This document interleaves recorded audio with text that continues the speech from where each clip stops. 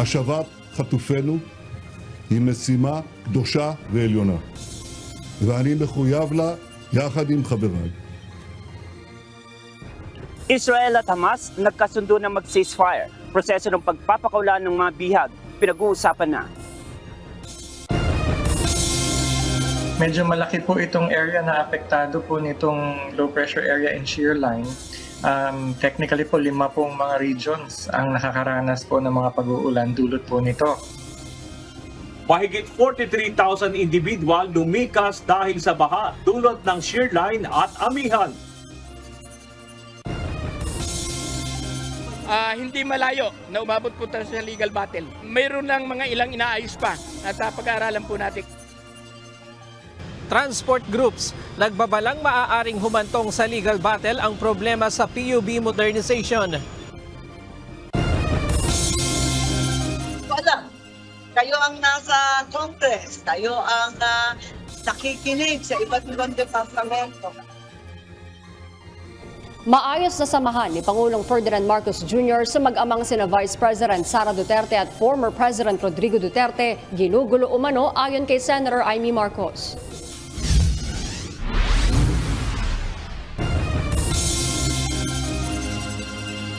Magandang hapon, Pilipinas at sa buong mundo. Una sa ating mga balita. Libo-libong residente ang kinailangang lumikas dahil sa baha dulot ng ilang araw na pag-ulan sa ilang bahagi ng Luzon at Visayas. May napaulat na rin na 2 namatay dahil sa landslide. Ito ang balita ni Bernard Dadis. Medyo malaki po itong area na apektado po nitong low pressure area and shear line. Technically po 5 pong mga regions ang nakakaranas po ng mga pag-uulan dulot po nito. Sumampa na sa mahigit 81,000 mga pamilya ang naapektuhan ng mga pag-ulan na dulot ng shear line sa ilang mga lugar sa Luzon at Visayas. Sa update ng National Disaster Risk Reduction and Management Council o NDRRMC kaninang alas 8 ng umaga, aabot sa nasa kabuang 81,050 families ang naapektuhan ng pag-ulan at pagbaha sa ilang mga lugar o katumbas ng mahigit sa 300,000 individuals. Aabot naman sa 43,665 individuals ang naitalang lumikas dahil sa pagbaha dala ng mga pag-ulan.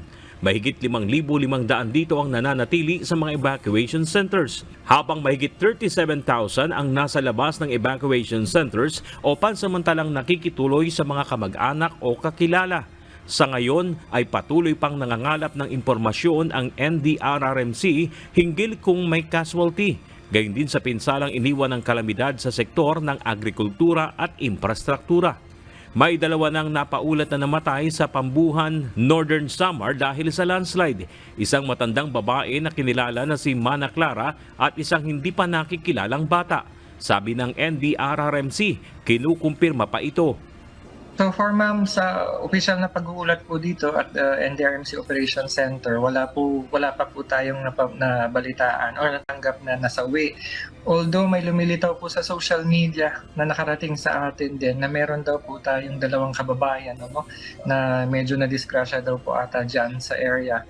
Pero ito po, patuloy po nating bine-verify kasama ang ating mga regional civil defense officers, pati yung ating mga disaster managers po doon sa ground para matukoy po yung mga detalye. 5 rehiyon o 15 probinsya ang naapektuhan ng mga pag-ulan.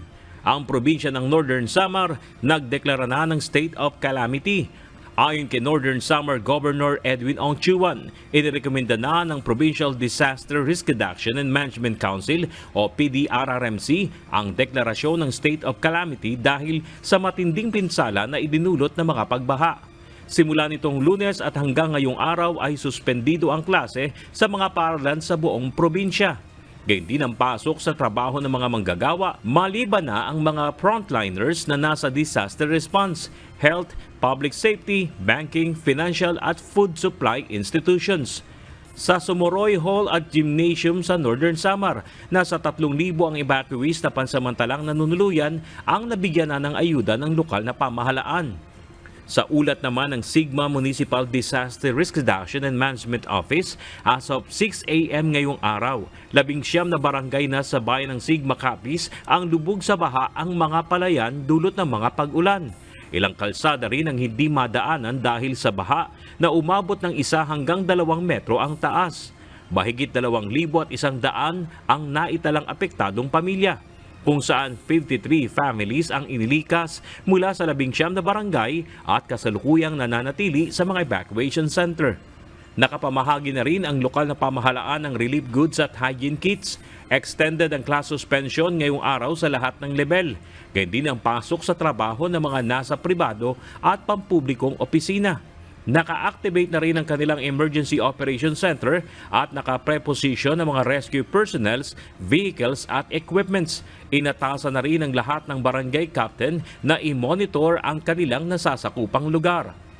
Samantala, halos 400 residente sa Northern Samar ang maingat na nailikas ng Philippine Coast Guard kahapon. Binubuo ito ng nasa 80 pamilya mula sa 5 magkakatabing barangay sa Katarman, Northern Samar. Liban sa Katarman, puspusan din ang evacuation at rescue operations ng PCG sa mga bayan ng Biri, Palapag at San Jose.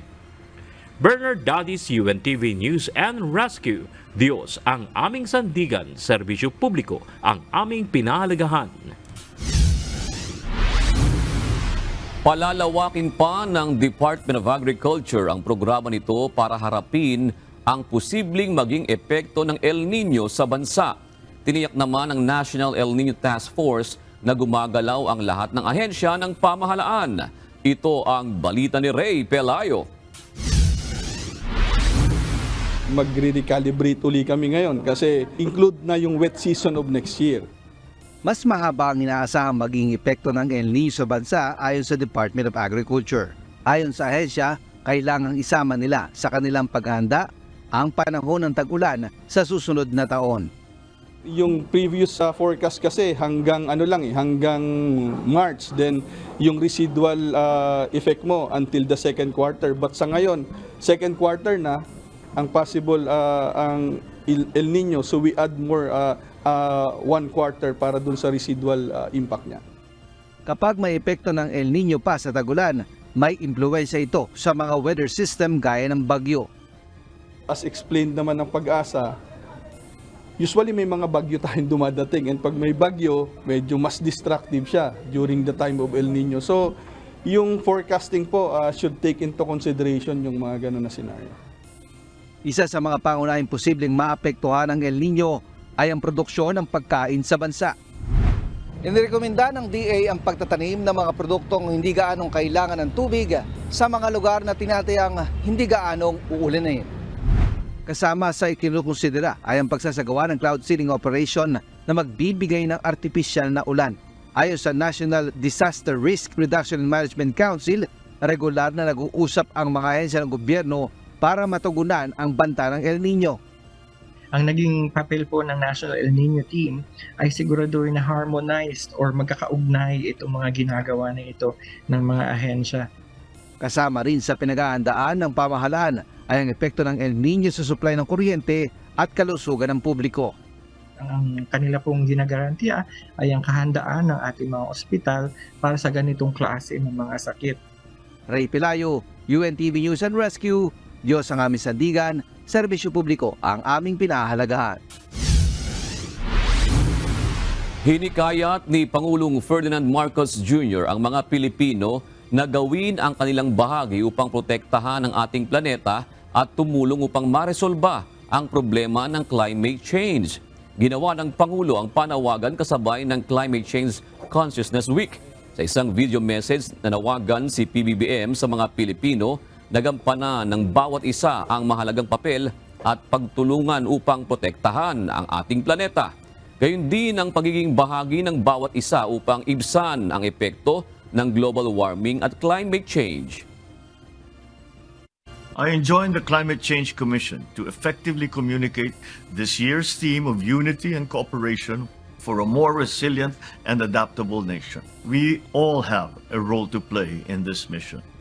So we must work together, take a stance in support of our planet, Let us be involved in creating solutions to mitigate the effects of global warming and climate change.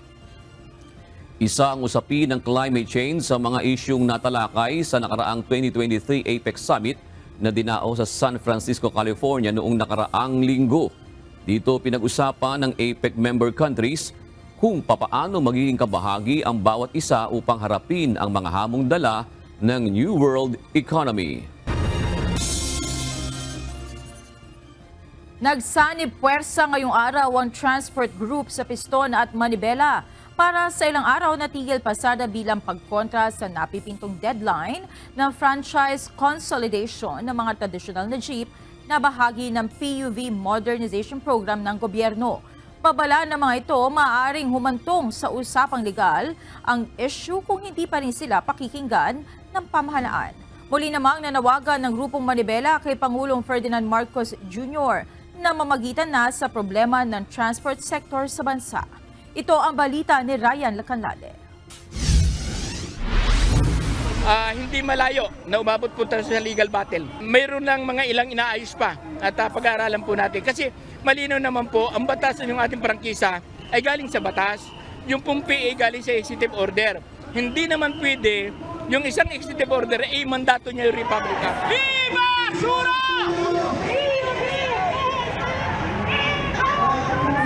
Bagaman ito na ang huling araw ng transport strike ng Grupong Piston, hindi pa rin titigil ang grupo na ipakipaglaban ang kanilang pagtutol sa mga probisyon ng PUB Modernization Program ng pamahalaan.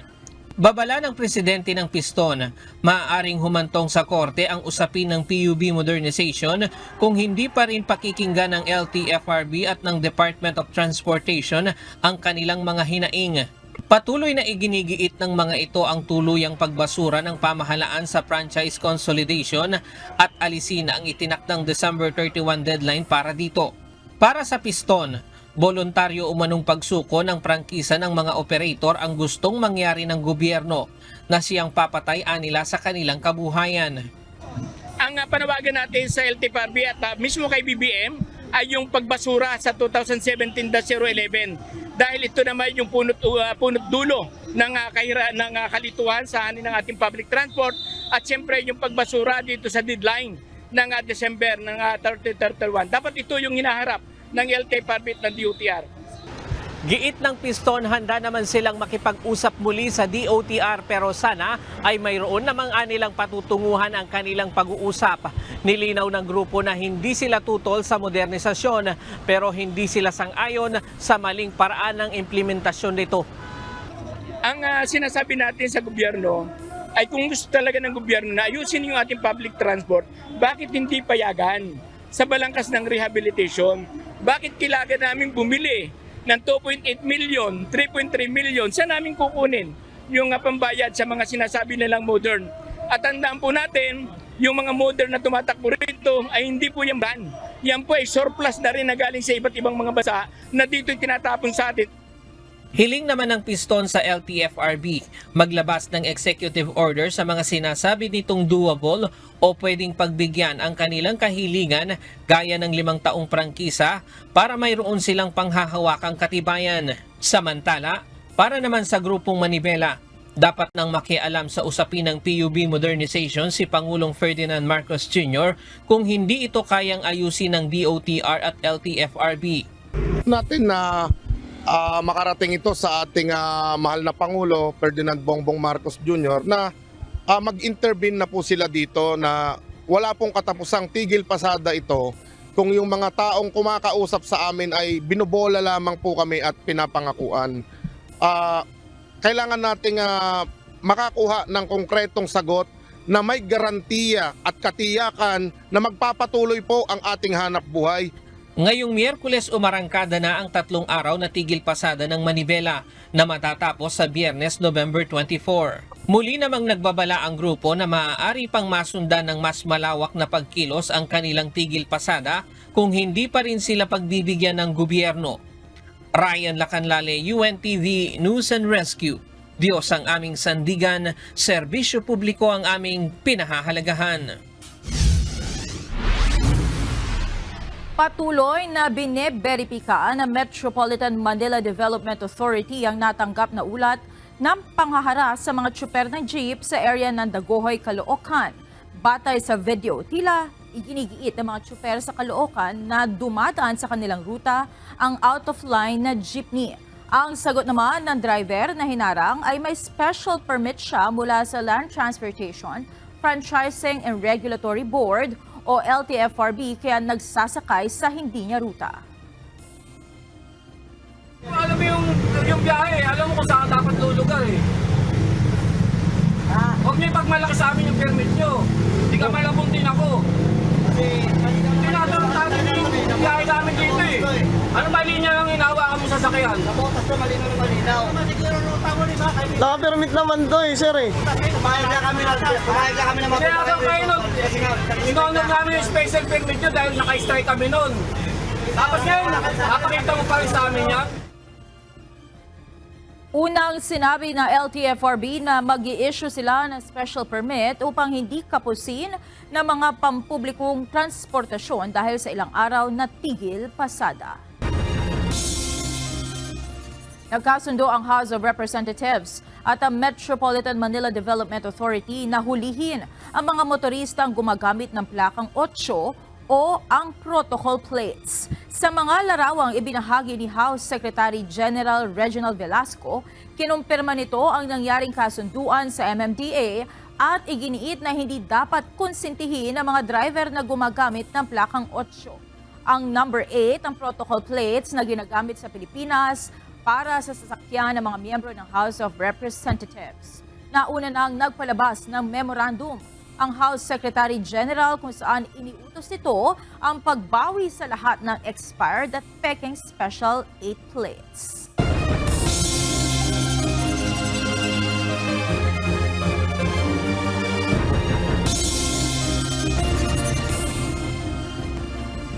Nagkasundo na ang Israel at Hamas na magsagawa ng ceasefire, kaya naman pinag-uusapan na rin kung ano ang magiging proseso sa pagpapakawala ng mga bihag mula sa Gaza. Ito ang balita ni Regine Bolivar.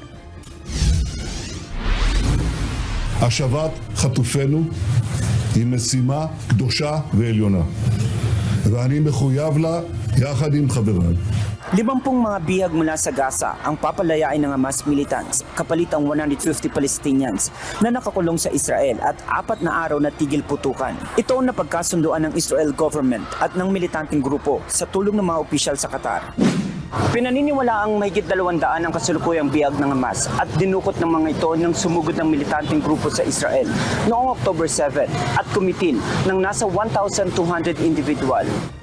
Iaanunsyo ang simula ng tigil putukan sa susunod na 24 oras. Ito rin ang kauna-unahang pagkakataon na magsasagawa ng ceasefire ang dalawang grupo mula nang magsimula ang gera. Ayon sa pahayag ni Israeli Prime Minister Benjamin Netanyahu, ang mga papakawalan ng Hamas ay ang mga kababaihan at mga kabataan. Bukod dito, 10 mga bihag din ang i-release ng Hamas sa bawat isang araw ng extension ng ceasefire.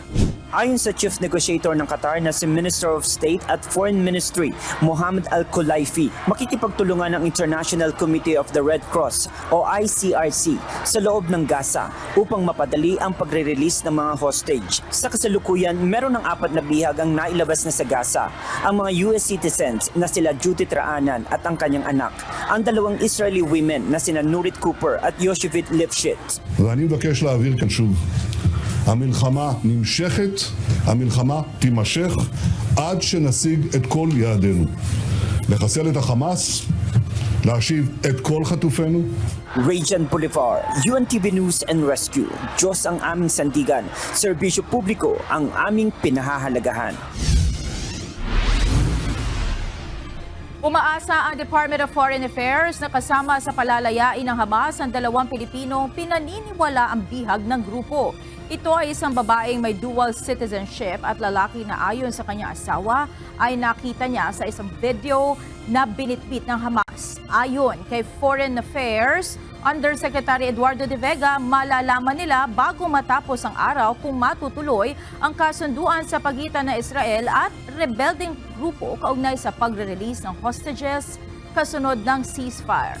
Batay sa impormasyon, prioridad ng Israel na unang mabawi ang mga bata at kanilang nanay.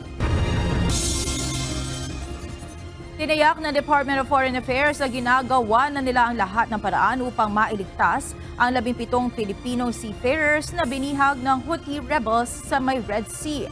Sa isang pahayag, siniguro ng DFA sa publiko na ginagawa na nila ang lahat upang maibalik ang ating mga kababayan na hinostage ng mga rebelding grupo. Ang nasabing Pinoy seafarers ay pawang mga crew ng Galaxy Leader cargo ship.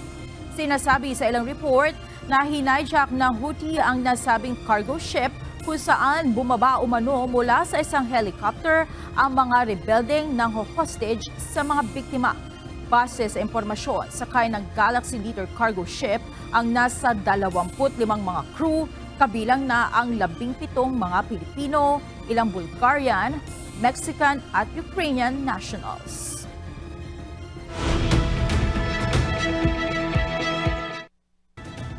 Nasa 50 million travelers ang inaasahan sa US ngayong holiday week. Ngunit pinangangambahang makakaapekto sa paglalakbay ng mga mamamayan sa Estados Unidos ang paparating na bagyo sa silangang bahagi ng bansa. Ito ang balita ni Daryl Angeles.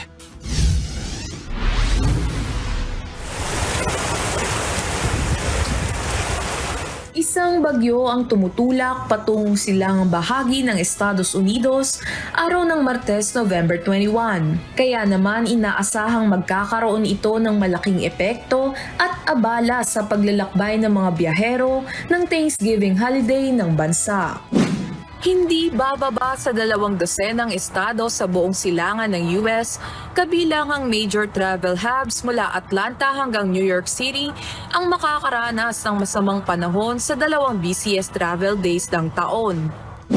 Inaasahan rin na may mga pagkidlat at pagkulog mula sa Lower Mississippi Valley hanggang sa Mid-Atlantic region mula araw ng Martes hanggang Miyerkules ng umaga, habang maaaring bumagsak ang snow sa mga bahagi ng Northern New England ayon sa US National Weather Service. Kaya naman magdudulot ang masamang panahon ng pagkaantala sa mga paliparan. All these airports will most likely see flight delays due to these weather conditions. We'll also see flight delays due to the overall volume going north and south on the East Coast and to the West Coast. Ayon sa ulat ng American Automobile Association o AAA, mahigit 50 milyong Amerikano ang maglalakbay ng higit sa 50 milya para sa Thanksgiving holiday simula araw ng Miyerkules hanggang araw ng Linggo. Ito ang ikatlong pinakamataas na bilang ng paglalakbay sa holiday na ito mula noong taong 2000 at dagdag pa sa ulat mahigit 49 na milyong tao ang babiyahe sa kalsada ngayong taon. Pinapaalalahanan rin ang mga travelers na tignan muna ang status ng kanilang mga flights bago umalis ng kanilang mga tahanan upang maiwasan ang mahabang pila at matagal na pag-aantay sa mga paliparan. Daryl Angeles, UNTV News and Rescue. Diyos ang aming sandigan, serbisyo publiko ang aming pinahalagahan. Nanalo ang far-right outsider na si Javier Milei bilang presidente ng Argentina. Nakuha ni President-elect Milei ang 56% ng mga boto kontra sa kalaban nitong si Sergio Massa na may 44%. Ikinatuwa naman ni dating US President Donald Trump ang pagkapanalo ni Milei. Umaasa rin si dating Brazilian President Jair Bolsonaro na magdadala ng pag-asa sa South America ang pangyayaring ito. Binansagang El Loco o Madman si Mr. Milei ng mga kritiko nito dahil sa mga pangako nitong may malalaking pagbabago gaya ng pag-aalis ng local currency na peso at pagpapasabog ng central bank para hindi na ito mag-print pa ng pera na sanhi umano ng inflation. Nanalo din ang vice-presidente nito na si Victoria Villarruel. Manunumpa naman ang mga bagong halal na opisyal sa December 10 at magsisilbi sa Argentina ng 4 na taon. Matagumpay umano na nailunsad ng North Korea ang kanilang pinakaunang spy satellite. Dahil dito, sinuspindi ng South Korea ang isang military agreement sa Pyongyang. Ito ang balita ni Trisha Rino. We are aware of the DPRK's launch of a space launch vehicle and are consulting with ROC and Japan, as well as other regional allies and partners. Hindi pa makumpirma ng mga opisyal mula sa Japan, South Korea at USA kung naging matagumpay ba ang paglulunsad ng North Korea ng isang spy satellite. Subalit tinawag na ito ng Pyongyang na successful at ipinangako na marami pang lulunsad ng bansa. Ilang litrato rin ang inilabas ng North Korean state media na nanonood si North Korean leader Kim Jong-un sa ginawang launch sa isang base. Ito na rin ang ikatatlong pagtatangka ng North Korea na makapagpadala ng spy satellite sa orbit ng mundo. Kaya naman paigtingin ng South Korea ang military surveillance nito. Dahil dito, sinuspende ng South Korea ang isang parte ng kasunduang militar sa pagitan ng Pyongyang at Seoul. Ang kasunduan ay kilala rin sa tawag na Comprehensive Military Agreement o CMA na naglalayong ma-de-escalate ang tensyon sa Korean Peninsula na pinirmahan noong 2018 sa pagitan ni dating South Korean President Moon Jae-in at North Korean leader Kim Jong-un. Dito napagkasunduan ng dalawang panig ang ilang bagay gaya ng pagsususpende ng live fire drills, ang mga no-fly zones at pagtatanggal ng ilang guard posts sa demilitarized zones. Pinangunahan naman ni South Korean Prime Minister Han Duck-soo ang isang cabinet meeting at ipinahayag sa publiko na itutuloy ng pigilin ang parte ng Inter-Korean Pact. Si South Korean President Yoon Suk-yeol naman sa kasalukuyan ay nasa Britain para sa isang state visit, subalit nanguna pa rin ang isang meeting kasama ang National Security Council at ilang ministro sa isang video conference. Sa isang payag ni US National Security Council spokesperson Adrian Watson, mariin na kinukondena ng Estados Unidos ang ginawang ito ng North Korea. We know this is another example of destabilizing action in the region, and we, again, just reiterate our very firm commitment to the Republic of Korea and Japan, but how it's going to affect the DPRK's military capabilities, I just wouldn't be able to speculate on that. These launches, again, are destabilizing. They violate UN Security Council resolutions. Trisha Arino, UNTV News and Rescue. Diyos ang aming sandigan, serbisyo publiko ang aming pinalagahan. Magkakaroon ng pagbabago sa messaging system ng Apple na iMessage. Inanunsyo ng kumpanya ang pagbabagong ito noong nakaraang Huwebes na magdadala ng features ng iMessages sa Android, kabilang na ang pagkakaroon ng read receipts, typing indicators at mas mataas na kalidad ng video at image sharing. Mula sa susunod na taon, gagamit na ng Rich Communication Services o RCS ang iMessage. Noon pa ito ay ginigiit ng European Union at ng Google dahil magiging daan ito upang mas maging madali ang paggamit sa dalawang softwares. Nagamit na sa isa pang shooting incident ang baril ng sospek sa pagpatay sa broadcaster na si Juan Humalon alias Johnny Walker. Ito ang natuklasan ng Philippine National Police sa sinagawang pag-usuri sa basyo ng bala na nakuha sa lugar ng krimen. Ito ang balita ni Leia Ilagan. Yung mga basyo na na-recover dun sa dalawang insidente ay nagpapakita na iisang baril po yung ginamit dito sa dalawang insidente po na ito. Iisa ang baril na ginamit sa pamamaril sa municipal engineer sa Misamis Occidental noong Oktubre at sa broadcaster na si Juan Humalon alias Johnny Walker. Ayon kay Philippine National Police Public Information Office Acting Chief Police Colonel Jean Fajardo, nakumpirma nila ito base sa ballistic exam na isinagawa sa mga basyo ng bala na na-recover ng mga otoridad sa crime scene. Sinabi pa ni Colonel Fajardo na bagamat nahuli na noong November 14 sa isang buy-bust operation ang pangunahing suspect sa pamamaril sa municipal engineer, hindi pa nito inaamin kung may kinalaman din siya sa pagpaslang kay Humalon. Doon naman po sa nahuli na isang suspect na involved doon sa unang insidente involving po yung municipal engineer kung saan nga yung mga basyo na na-recover dun sa dalawang insidente ay nagpapakita na iisang baril po yung ginamit dito sa dalawang insidente po na ito ay kasalukuyan pa rin pong nakakulong dahil nga siya po ay nahuli po noong November 14 but wala po siyang sinasabi at wala po siyang inaamin kung may kinalaman po siya doon sa insidente involving po si Johnny Walker. Sa ngayon, nagsasagawa na ng preliminary investigation ng Special Investigation Task Group Humalon. Ito'y matapos na maglabas naman ng resolusyon ang Misamis Occidental Prosecutor's Office matapos na pumasa ito sa case build-up at evaluation. Ang mangyayari po dyan ay patapadalan po nila ng summons itong mga napangalanan po natin na suspect para sila bigyan ng pagkakataon po na sumagot doon sa isinampang reklamo. Si Humalon ay binaril at napatay habang nagpoprograma sa radyo sa loob ng kanyang tahanan noong November 5. Leia Ilagan, UNTV, News and Rescue. Diyos ang aming sandigan, serbisyo publiko ang aming pinahahalagahan. Patay sa pamamaril ang dating mayor ng Katiel, Davao Oriental na si Giselo Velasco Castillones. Dead on the spot si Castillones matapos magtamo ng tama ng bala ng baril sa iba't ibang bahagi ng kanyang katawan pasado alas 10 ng umaga kanina. Sugatan naman ang driver nito na si Junie Castro.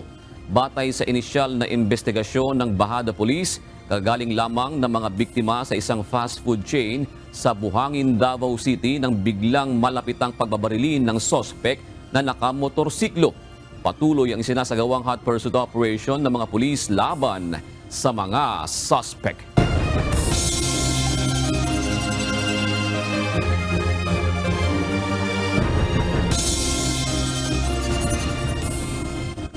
Wala umanong problema sa pagitan ng mga Marcos at Duterte. Ito ang ipinahayag ng presidential sister na si Senator Amy Marcos sa gitna ng balitang impeachment raps laban kay Vice President Sara Duterte. Samantala, kwinestyon din ito ang mga nagsusulong na papasukin ang International Criminal Court o ICC sa Pilipinas. Ito ang balita ni Harleen Delgado. Ang laking kahihiyan talaga sa Pilipinas kapag pumasok yung ICC na yan. Tayong papayag-payag ng ganyan. Labis na ipinagtataka ni Senator Amy Marcos kung bakit isinusulong ng ilang mamabatas ang pagpapapasok sa Pilipinas ng mga investigador ng International Criminal Court o ICC para siyasatin ang posibleng crimes against humanity ng war on drugs ng Duterte administration. Giit ng senador, gumagana naman ang justice system sa bansa at hindi na kailangan pang pakialaman ng mga dayuhan. Makailang ulit na rin anyang sinabi ni Pangulong Ferdinand Marcos Jr. ang posisyon ng Pilipinas na kung may question sa jurisdiksyon ng international body sa Pilipinas. Ngayong araw, tinalakay na ng House Committee on Justice and Human Rights ang resolusyon na humihimok sa gobyerno na makipagtulungan sa ICC. Yung ating mga korte, tibay-tibay, pinalaya na si Senator De Lima. Hindi ba katibayan yun na maayos yung korte at talagang umaandar ang dumikat nila? Para naman kay Senator Ronald Bato de la Rosa na kilalang kaalyado ni dating Pangulong Duterte, kung maaprubahan ng Kamara ang resolusyon, mananatili lamang itong resolusyon maliban na lamang kung aaksyonan ni Pangulong Marcos. Ayon sa Senador, sa Pangulo sumusunod ang mga ahensya ng gobyerno at hindi sa Kongreso. Paglilinaw ng presidential sister, maayos naman anya ang samahan nila ni na Pangulong Ferdinand Marcos Jr., Vice President Sara Duterte at dating Pangulong Rodrigo Duterte. Pinagkibit balikat na lang din ito ang anyay ng gugulo na nasa likod umano ng mga pakulo ngayon sa ingay politika. Hindi naman na pinangalanan ng senadora ang anyay ng gugulo sa tinaguriang UNI-team. Kayo ang nasa Congress, kayo ang nakikinig sa iba't ibang departamento. Kung yung mga principal, yung kapatid ko, ako, si Vice President Sara, si PRRD, palagay ko, hindi naman problematic. Yung iba na nanggugulo dyan, ewan ko nila. Harleen Delgado, UNTV News and Rescue. Diyos ang aming sandigan, serbisyo publiko ang aming pinahahalagahan. Kinwestiyon ni dating presidential spokesperson Atty. Harry Roque ang naging hakbang ngayon ng House of Representatives na pagsulong na makipagtulungan ang Pilipinas sa International Criminal Court o ICC na taliwas sa posisyon ng Pangulo na dapat masunod. Duda si Atty. Roque, may basbas dito si House Speaker Martin Romualdez. Ito ang balita ni Dante Amento. Ang balita ko pa, dahil ako naman po galing dyan sa Kongreso, abay sa susunod na linggo, aaproban na raw yan sa plenaryo. Yung kay-abante resolution. Ewan ko nga bakit biglang minadali? May natanggap umanong impormasyon si dating presidential spokesman Atty. Harry Roque na aaprubahan ng Kamara ang resolusyon na inihain ni Representative Bienvenido Abante para makipagtulungan ang pamahalaan sa International Criminal Court o ICC. Layon umano nitong usigin ang mag-amang Duterte at mawala sa politika. Kung hindi itutuloy ang impeachment, para matanggal ang BP Sara, abay susuportahan naman nila ang investigasyon laban sa mga Duterte na posibleng maging dahilan din para magkaroon ng warrant of arrest laban kay BP Sara. Naniniwala din si Roque na abogado rin ni dating Pangulong Rodrigo Duterte na may basbas ni House Speaker Martin Romualdez ang mga anti-Duterte campaign. Walaan niyang anumang kontrobersiya sa Kamara na walang pahintulot nito. Wala pong nangyayaring kontrobersyal sa House na hindi binibigyan ng basbas ng Speaker. Parang Diyos po talaga ang Speaker sa House, lalong-lalo na kapag budget season. Nagtaka na rin si Roque bakit tila nagbago na ang tono ng pananalita ni Justice Secretary Crispin Rimulya at sinabing gusto nilang pag-aralan ang House Resolution. Ito ngayon na maging basehan para magpatuloy itong sinasabi ngayon ni Justice Secretary Rimulya na pag-aaralan ngayon ang issue ng pagtulungan sa ICC. Bagamat ilang beses na rin niya inulit ang sinabi ng Presidenteng hindi na makikipagtulungan. Sa pahayag ni Rimulya, kailangan ng masusing pag-aaral ang isyu dahil hindi nakasapi ng ICC ang Pilipinas. Samantala, isang panibagong resolusyon ang inihain sa Kamara ni Albay 1st District Representative Edsel Lagman upang hikayatin ang mga ahensya ng pamahalaan na makipagtulungan sa isasagawang investigasyon ng ICC hinggil sa war on drugs ni dating Pangulong Rodrigo Duterte. Kaugnay nito, panawagan ni Roque sa mga dati niyang kasamahan sa Kamara na ang dapat nilang pakinggan ay ang Pangulo. Noong Agosto, matapos namin magpulong kay Presidente, sinabi na ni Presidente, tapos na ang engagement namin sa ICC, hindi tayo makipagtulungan dahil ito ay hindi na tayo miyembro, wala na jurisdiction ng ICC. Ilang beses nang sinabi ni Pangulong Ferdinand Marcos Jr. na hindi na makipagtulungan ang Pilipinas matapos itong kumalas noong 2019. Dante Amento, UNTV, News and Rescue. Diyos ang aming sandigan, serbisyo publiko ang aming pinahahalagahan. Patuloy na nakakakuha ng mga patay na tilapia ang mga mangingisda sa Lake Buhi sa Camarines Sur. Kaninang umaga, mga patay na isdang tilapia ang dala ng mga mangingisda sa Pantalan. Ayon sa Bureau of Fisheries and Aquatic Resources of BFAR, nagsimula ang fish kill sa Lawan itong linggo. Batay sa resulta ng ginawang pag-usuri ng BFAR, bumaba sa 5% ang oxygen level ng Lake Buhi, kaya't nagresulta ito ng fish kill. Nakita na po natin doon na napakababa na ng dissolved oxygen. Nasa critical level na po siya. Kasi yung normal natin is 5 ppm pataas. Ngayon po, namumonitor natin, bumabagsak na siya sa 2. So, ibig sabihin talagang tuloy-tuloy. Pag hindi natin tuloy-tuloy ang fish kill po sa Lake Buhi. Bukod dito, ikinukonsidera rin ng BFAR ang malamig na panahon at malalakas na ulan sa lugar kung kaya't namatay ang maraming isda sa lawa. Nasagip ng Philippine Coast Guard at ng PNP Maritime Group ang 17 Vietnamese national na sakay ng isang cargo vessel na bahagyang lumubog sa may karagatang sakop ng Balabac, Palawan. Ayon sa PCG, nangyari ang insidente bandang alas 9 kagabi. Lula na nasabing Viet High Star ang nasa 4,000 tons ng bigas na bumiyahe mula Ho Chi Minh City sa Vietnam at patungo sana ng Cagayan de Oro nang matuklasan ng isa sa mga tripulante na mayroong leak sa tagiliran ng cargo vessel. Dinala sa Balabac Port pasado alas 5 na umaga ang mga nailigtas. Ayon sa PCG, nasa maayos namang kalagayan ang mga ito.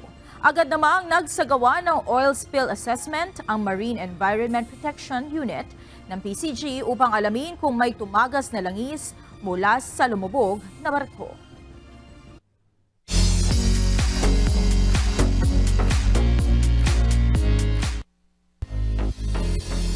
Inanunsyo na ngayon ng Big Hit Music ang nalalapit na mandatory military enlistment ng ilang pang miyembro ng Korean pop supergroup na BTS. Base sa official announcement ng Big Hit Music, sinabi nito na naghahanda na ang BTS members na sina RM, Jimin, V at Jungkook sa kanilang military enlistment process. Ayon sa Big Hit, ihahayag na lamang nila sa susunod na mga araw ang iba pang updates hinggil dito. Nauna nang nag-military enlistment ang members na sina Jin, J-Hope at Suga.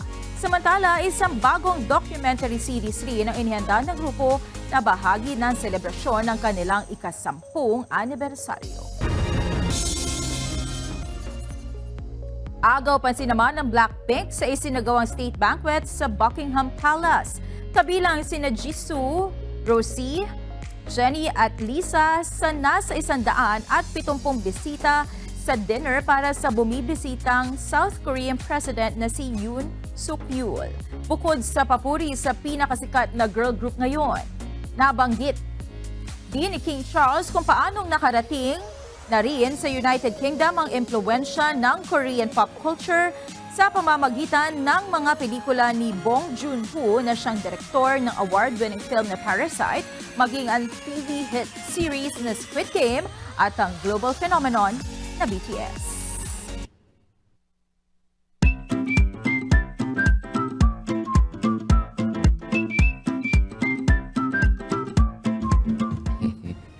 Mamadali yata itong floor director natin eh.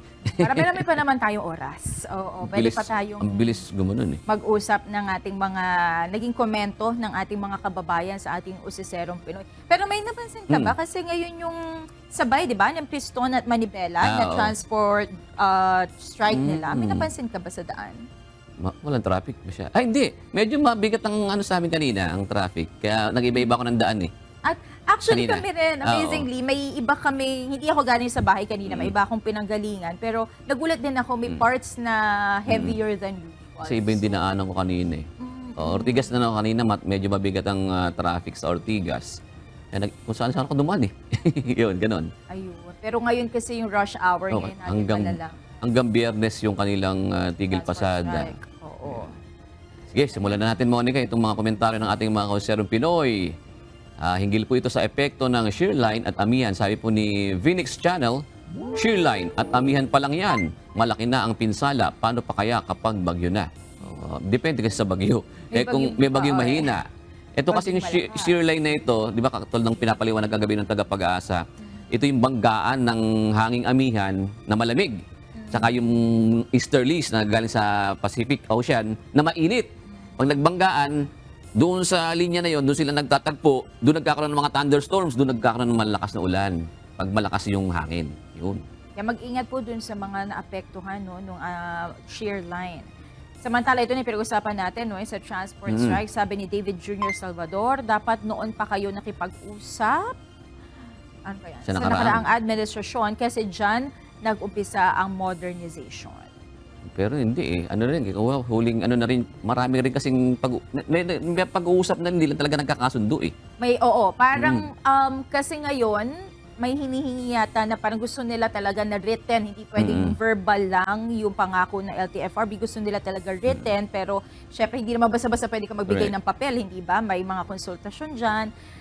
Pero yun Siguro kung may programa talaga para doon. Kasi medyo mahal talaga yung unit eh. halos 3 milyon. Oo, kung masasubsidize siguro o medyo maghahadyanan lang para sa mga tsuper na ordinaryong tsuper ng jeep, ano, baka kagatin eh, di ba? Kasi wala namang masama kung maging modern eh, di ba? Kasi pag moderno ang sasakyan mo, yung safety noon mas mas advanced na eh, di ba? Kaya ganun siguro. Saka yung sinasabi nga nila, kasi may mga units talaga. Although alam ko sinabi ni Pangulong Marcos, di ba, na suriin mabuti yung roadworthiness ng mga talagang traditional na jeep.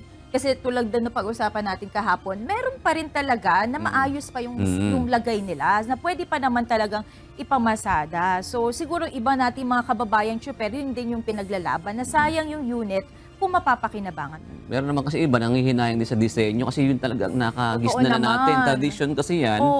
Talagang hari nga ng kalsada, di ba? Sinasabi nila, hari ng kalsada. Pag nakita mo yung sa unahan ng jeep, may kabayo. Alam mo na, ay, jeep to, di ba? Nung araw, pag alam mo na, tama ba sa mga taga-Cavite? Pagka napupunta kami ng Cavite nung araw, yung may mga malalaking, ano tawag doon? Yung, ano ng tape ba yun? Yung sa cassette tape, yung mga nasa unahan ng jeep, yung patok ang tawag din, yung mga patok din yun, di ba? Patukan. Diba? Parang doon nagsisimula yung mga tradisyon talaga eh. Tsaka 'di ba ang mga turista, talagang parang one of the things that they do kapag pumupunta sa Pilipinas, sumasakay talaga sila ng jeep. Kumbaga naging tourist attraction din naman talaga sa ating bansa. Namamangha nga sila dahil siyempre iba yung jeep, di ba? Siksikan. Oo.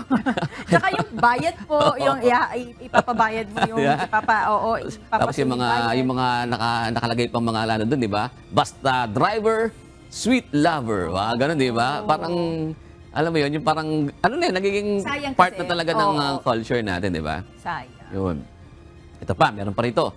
Si Alexander Monte. Sabi niya, yung iba may kakayahan bumili ng bagong modernong jeep. Yung iba, ito naman, sobrang usok talaga. Siguro yung traditional, yung luma.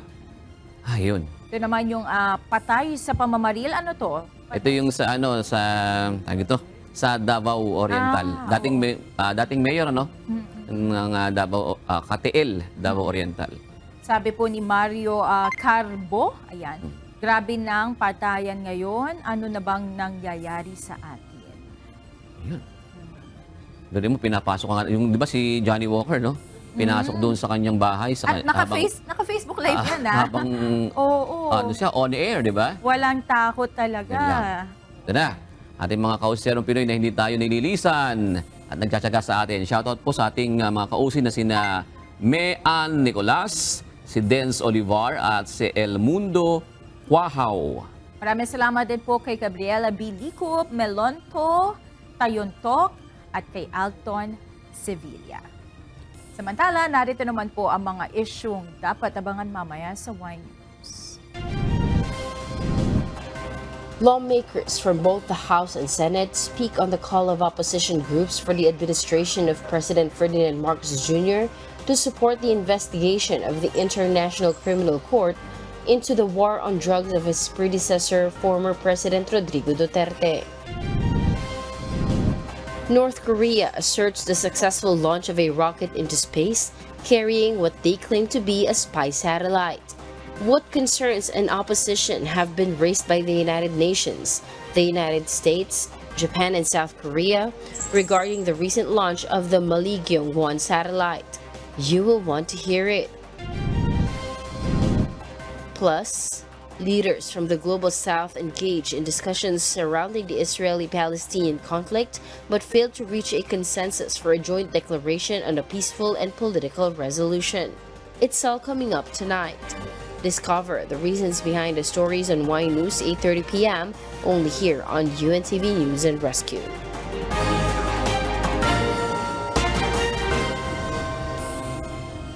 Mga kasambahay, kung may mga istorya po kayong nais balikan sa Ito Ang Balita, pwede niyo po ito muling mapanood sa aming mga official social media account. Magtungo lamang po sa UNTV News and Rescue YouTube channel at i-click ang subscribe button. Gayon din sa aming Facebook at TikTok accounts. Mapapanood nyo rin po rito ang iba pang news programs ng UNTV, pati na ang iba pang video ng nag-iisang public service channel. Kaya subscribe, like, and share. Narito naman ang salita ng Diyos na ating sandigan mula sa aklat ng mga Kawikaan 15 at 17 na nagsasabi, maigi ang pagkaing gulay na may pag-ibig kaysa matabang baka at may pagtataniman.